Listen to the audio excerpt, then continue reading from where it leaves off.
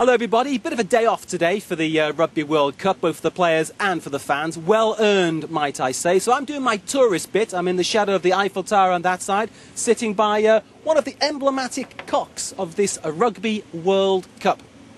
I'm just close to a place called Rugby Town, which is the official site of the tournament. It's been staged by the city of Paris, and all the official sponsors of the tournament have got their stands here. So you can come down, have a look at what's going on, find out a bit about rugby, watch the games and chill out in general.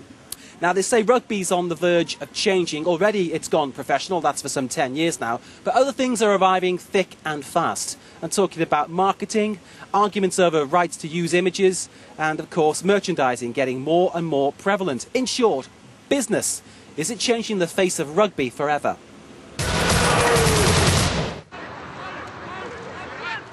There's a full house for the Springboks here at this little stadium on the outskirts of Paris. Supporters eager just to see one of the tournament favourites train, and some of them have made a long trip. For €1,800, I got a 2-match, 1-week stay. The South Africans' visit is quite a coup for this town of 67,000 inhabitants, and Noisy-le-Grand is cashing in. Lots of businesses have been calling up over the last 2 or 3 weeks, wanting information on Noisy-le-Grand and why we've been chosen by the Springboks. TV viewers are getting kitted out. Every day, 550 flat-screen televisions have left this Paris warehouse for homes and businesses across France. There's a buzz in the 10 French towns holding matches, like Bordeaux and Lens. There are rugby balls on street corners and a big increase in visitor numbers. Hotels are booked out for the entire World Cup period. Tourists are flooding in, but how much money is this tournament set to make? According to this expert, €8 billion, €4 billion straight away, and the rest in years to come. Studies of similar big events like the Football World Cup and the Olympics show that the effects last between 4 and 6 years. We're estimating 4 years for the Rugby World Cup. Big bucks for rugby, but this tournament is expected to fall short of the economic boost offered to France by the 1998 Football World Cup. So, what do you think of the show so far? Silence, that's amazing. A French cockerel that doesn't crow. Now, in this World Cup, in every game, there'll be something that's linked to the very origins of the sport.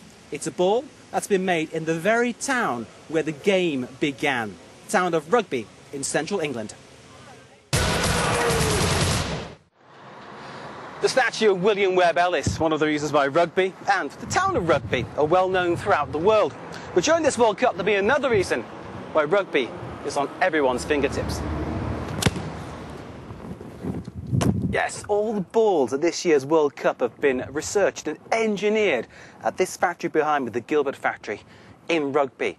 What's the secret then behind these balls? Why are they so popular? Well, it's a secret they guard jealously. Yes, there's a new ball for this World Cup. It's made here by the Gilbert factory in Rugby, as they've made all the balls for all the big events of this world sport for ages. The problem for me, nobody wants to talk about it. Near to Twickenham, though, I found one of the new balls. Problem is, it's in the hands of a guy from the company, and he's saying nothing. Little things make huge differences, and it's those little things that we need to keep secret. Go on, tell us a bit about it.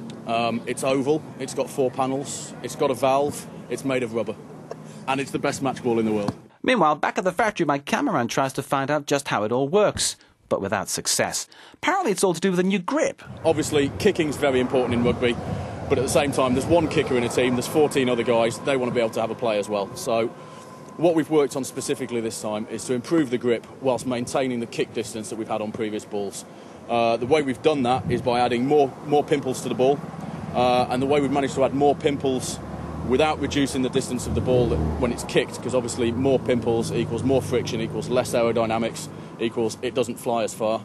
We've put a double height and a double pattern of pimples on so that the existing pimples remain the same, and you'll see if you look closely there's a lot more little small ones, so that the handling is vastly improved. We have tested and would say up to 30% better handling in the wet.